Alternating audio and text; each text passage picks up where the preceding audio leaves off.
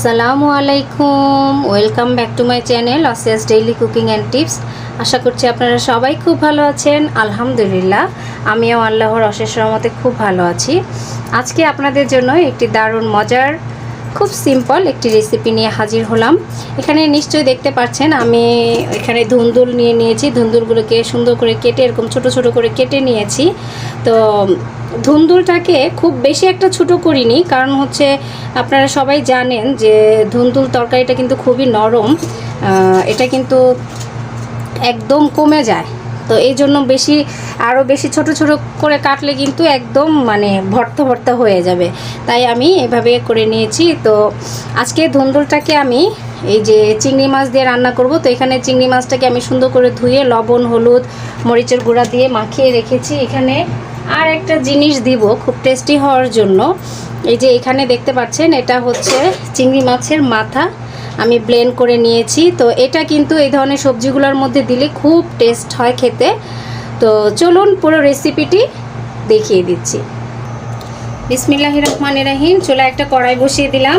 তো কড়াইটা শুকিয়ে আসলে এর মধ্যে আমি পরিমাণ মতন তেল দিয়ে দিব। বিসমিল্লাহির রহমানির রহিম। কড়াইটা কিন্তু শুকিয়ে গিয়েছে। এখন হচ্ছে এখানে আমি পরিমাণ মতন তেল দিয়ে দিলাম।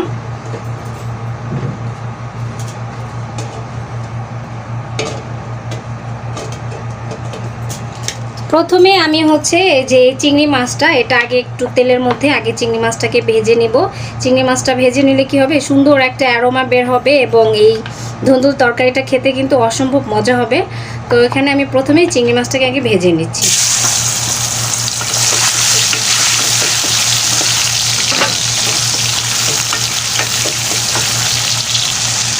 চিংড়ি মাছটা কিন্তু দেখতেই পাচ্ছেন ভাজা হয়ে গিয়েছে, আর বেশি আমি ভাজবো না। এখন এর মধ্যে আমি হচ্ছে পেঁয়াজ কুচি দিয়ে ভেজে নিব। এইটুকু পরিমাণে পেঁয়াজ কুচি দিয়ে দিলাম। তো এই চিংড়ি মাছ আর পেঁয়াজ কুচিটা একসাথে এখন আমি একটু ভেজে নিব। জাস্ট একটু পেঁয়াজটা মজে আসলেই আমি এরপরে এখানে যে বাটা মশলাগুলো আছে সেগুলো একে একে অ্যাড করব। তো পেঁয়াজটা একটু ভাজা হোক। পেঁয়াজটা কিন্তু মজে এসেছে। এখন হচ্ছে এখানে আমি 1 চা চামচের মতন হচ্ছে দিয়ে দিলাম আদা রসুন পেস্ট, আর এখানে দিয়ে দিলাম 1/2 চা চামচ পরিমাণের হচ্ছে জিরা আর ধনিয়া পেস্ট। এখন এই কাঁচা মশলাটাকে আমি একটু তেলের মধ্যে আর একটু ভেজে নিব 1 মিনিটের মতন, কারণ আপনারা জানেন কাঁচা মশলার কিন্তু একটা স্মেল আছে। এটা ভালো করে ভেজে না নিলে কিন্তু তরকারিটা খেতে ভালো লাগে না, তাই আমি একটু ভেজে নিচ্ছি 1 মিনিটের মতন। মশলাটা কিন্তু ভাজা হয়ে গিয়েছে। এখন এখানে মশলা কষানোর জন্য এখানে অল্প করে পানি দিয়ে দিলাম, কারণ আমি যে এখানে চিংড়ি মাছের মাথাটা যে ব্লেন্ড করে নিয়েছি ওইটা এখানে অ্যাড করব। তো এই জন্য কিন্তু এখানে আমি মশলা কষানোর জন্য পানিটা অল্প করে দিয়েছি।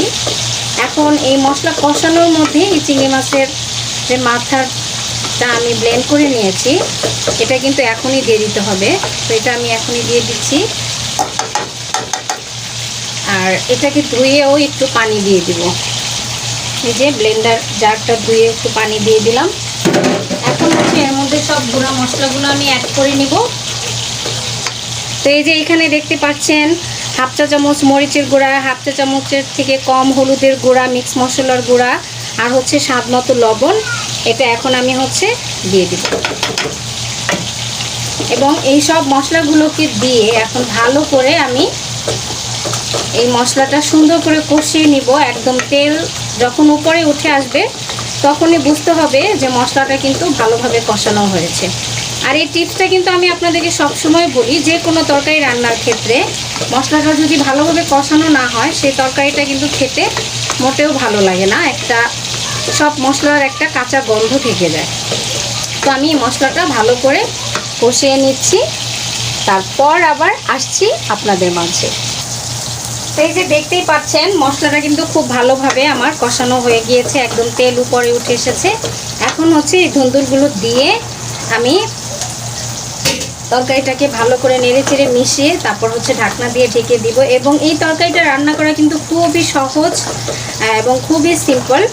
যারা নতুন রাঁধুনি আপু আছেন, ব্যাচেলর ভাইরা আছেন, আমার রেসিপিতে যদি হুবহু ফলো করেন তাহলে কিন্তু আপনারা খুব দারুণ মজার একটি ধুন্দুল তরকারি খেতে পারবেন। আর এই ধুন্দুল তরকারিটা কিন্তু এভাবে খেতে অসম্ভব মজা।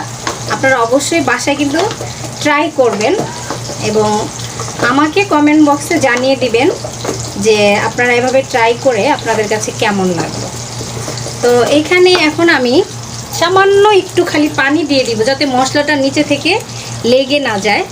এই জন্য এমনিতে কিন্তু ধুন্দুল তরকারি থেকে কিন্তু প্রচুর পরিমাণে পানি বের হয়। তো আমার মনে হচ্ছে যে আমি একটু পানি এখন দিয়ে দিলাম, আর আমার পানি দেওয়া লাগবে না, কারণ ধুন্দুলের থেকে এমনিতেই অনেকটা পানি বের হয়ে আসবে। তো এখন আমি হচ্ছে এখানে এই যে 3টা কাঁচামরিচ দিয়ে দিলাম, দিয়ে এখন হচ্ছে ঢাকনা দিয়ে ঢেকে দিলাম। এরপরে যখন বলক উঠে আসবে আবার আপনাদেরকে দেখিয়ে দিচ্ছি। তো এই যে দেখুন, বলেছিলাম না ধুন্দুল থেকে অনেকটা পানি বের হবে। তো এই যে অনেকটা পরিমাণ পানি বের হয়েছে। আমি আর ধুন্দুলে আর কোনো পানি দিব না, যেই পানি বের হয়েছে এতেই আমি পুরো ধুন্দুলটাকে রান্না করে নিব। এখন হচ্ছে চুলার আঁচটাকে আমি একদম কমিয়ে দিব এটা সুন্দর করে কুক হওয়ার জন্য। সুন্দর করে নেড়ে চেড়ে মিশিয়ে দিলাম। এখন হচ্ছে এই যে ঢাকনা দিয়ে ঢেকে দিলাম। ফাইনালি হয়ে আসলে তারপর আপনাদেরকে দেখিয়ে দিব। এই দেখুন ধুন্দুল তরকারি থেকে কি পরিমাণে পানি উঠেছে দেখতে পাচ্ছেন। তো ধুন্দুল তরকারি রান্না করার সময় কিন্তু আসলে এক্সট্রা পানি ব্যবহার করা লাগে না, এই পানিতে হয়ে যায়। তো এখন আমি এখানে ধনিয়া পাতা দিয়ে পরে ঝোলটাকে আর একটু টানিয়ে নামিয়ে নিব।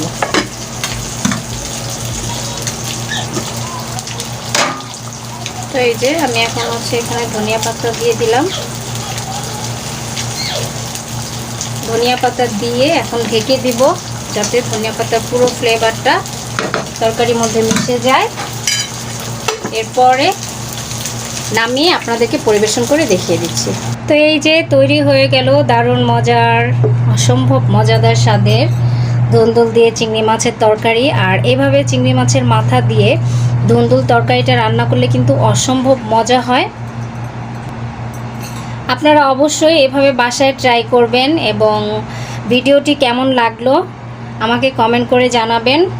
আর আমার চ্যানেলটি অলরেডি যারা সাবস্ক্রাইব করেছেন তাদেরকে অসংখ্য ধন্যবাদ। আর যারা নতুন দর্শক আমার চ্যানেলটি ভিজিট করবেন তাদের কাছে অনুরোধ আমার চ্যানেলটি সাবস্ক্রাইব করে পাশে থাকা বেল আইকনটা প্রেস করে দিবেন। এতে করে যখনই আমি নতুন কোনো ভিডিও আপলোড করব সবার আগে আপনার কাছে নোটিফিকেশন পৌঁছে যাবে। চাইলে কিন্তু আপনি আমার ভিডিওটি দেখে নিতে পারবেন।